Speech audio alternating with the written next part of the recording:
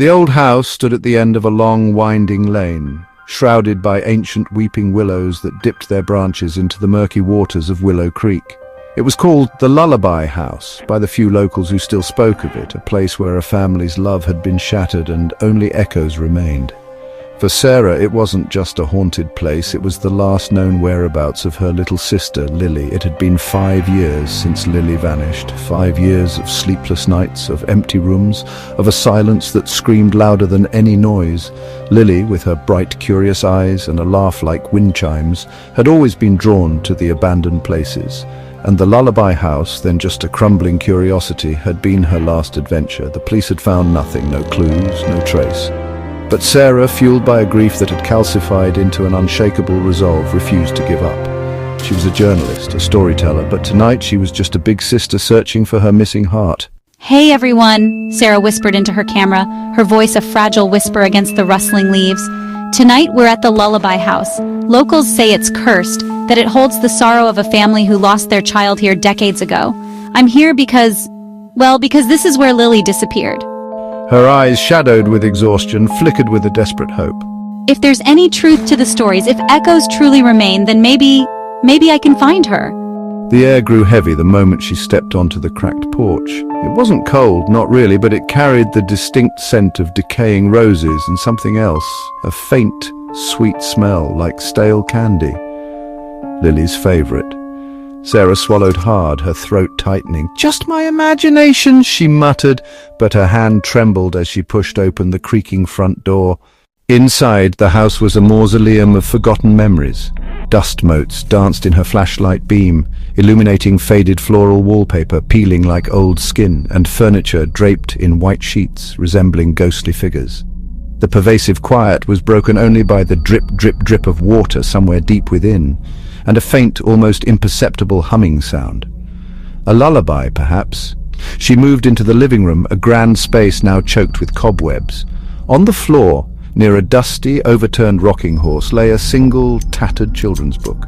Lily's favorite, The Little Star Seeker. Sarah knelt, her fingers tracing the worn cover. A lump formed in her throat. She remembered reading this to Lily countless times, her little sister snuggled close, eyes wide with wonder. As her fingers brushed the book, a chillingly clear child's giggle echoed from the hallway.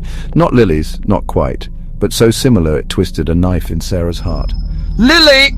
she called out, her voice cracking. Her own reflection, pale and haunted, stared back from the camera lens. No response. The chat feed was a torrent of terrified emojis and warnings.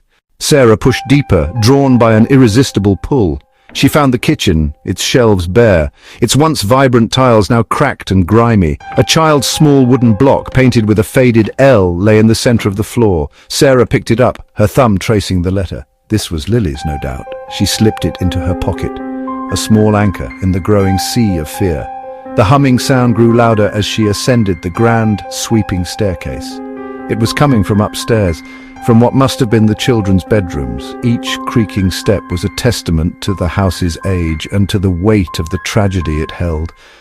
The first bedroom she entered was bathed in an eerie twilight, despite the darkness outside. Moonlight filtered through a broken window, illuminating a small antique crib.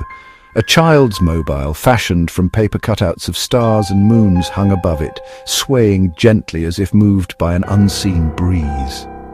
As Sarah watched, one of the paper stars slowly detached and floated down to the floor. She stepped closer, her heart aching. The air here was heavy with a profound sorrow. On the wall, faded crayon drawings depicted stick figures holding hands, a family, but one figure, smaller than the rest, was separated by a swirling vortex of black crayon. "Lily," Sarah whispered, tears welling in her eyes.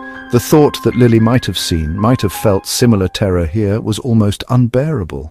Then she heard it again, undeniably closer this time. "Mommy, stay!" The voice was thin, reedy, like a child's last breath. It came from the next room. Sarah stumbled towards the door, her breath ragged. This was it. This was the hope, the fear, the culmination of 5 years of searching. The room was a playroom, filled with ghostly outlines of toys, and in the center, a miniature tea set arranged as if for a party. At the small table sat a figure, a girl, small and shadowy, her back to Sarah. Her hair, long and dark, fell past her shoulders, the same dark hair as Lily. "Lily?" Sarah choked out, tears streaming down her face. She took a step closer, desperate to touch, to confirm. The shadowy figure slowly turned. It wasn't Lily. Its face was gaunt, eyes sunken and hollow, but with a terrifying ethereal glow of deep red. Its mouth, a gaping maw, opened slowly, and the chilling lullaby resumed, louder now, filled with a mournful, unending wail. The air became impossibly cold, freezing Sarah's tears on her cheeks. "She played with me," the spectral child rasped, her voice a cacophony of innocence and ancient sorrow. "She stayed when no one else would." Sarah's horror was quickly replaced by a surge of desperate resolve. This wasn't Lily, but this poor tormented spirit might know what happened. "What happened here?" Sarah pleaded, her voice trembling but firm. "Who are you?" The spectral child's form flickered, becoming more transparent, then more solid, a grotesque dance between life and death. "They took me. My mommy. They took her too. They said I was broken. He said he could fix me." The glowing red eyes fixed on Sarah. "He wanted us all to stay." A guttural scraping sound began from downstairs, a slow, methodical drag getting closer, the he the spirit referred to. Sarah felt a chilling realization. This wasn't just a ghost, it was a fragment of a greater, more ancient horror sustained by the suffering within these walls. Lily hadn't just vanished, she had encountered this. "You have to go," the spectral child whispered, its voice softening, a hint of human anguish beneath the spectral drone. "He doesn't let anyone leave. Not really."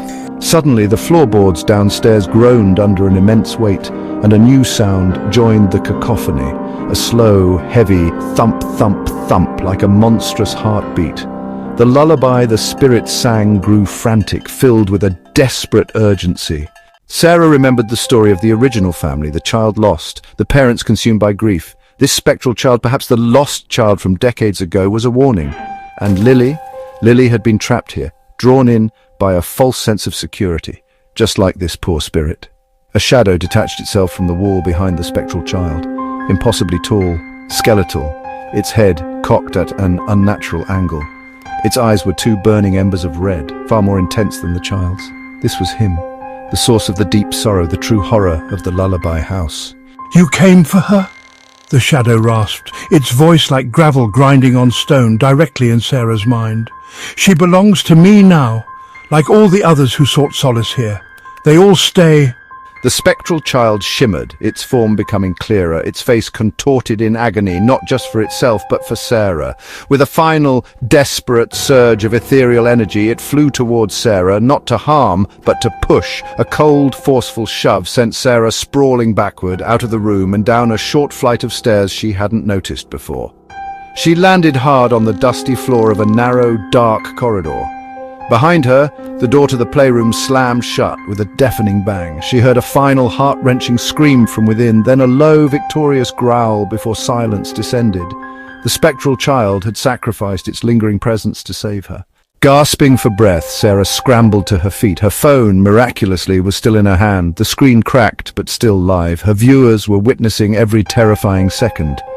She heard the heavy footsteps behind the closed door, the rustling of something impossibly large trying to force its way out.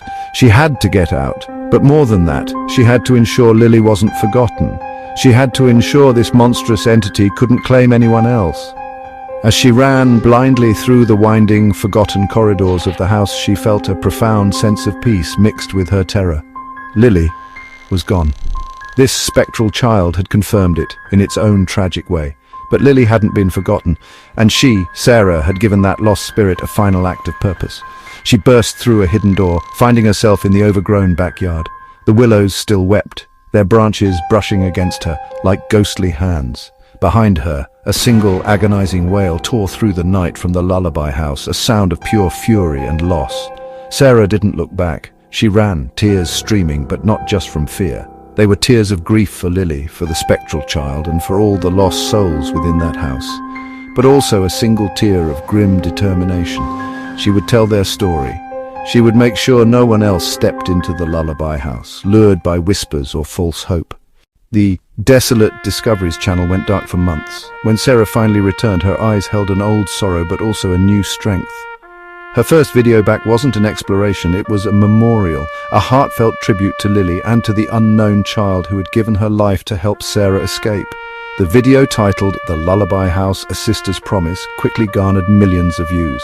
It wasn't just a horror story, it was a testament to enduring love, tragic sacrifice, and the haunting echoes that grief leaves behind.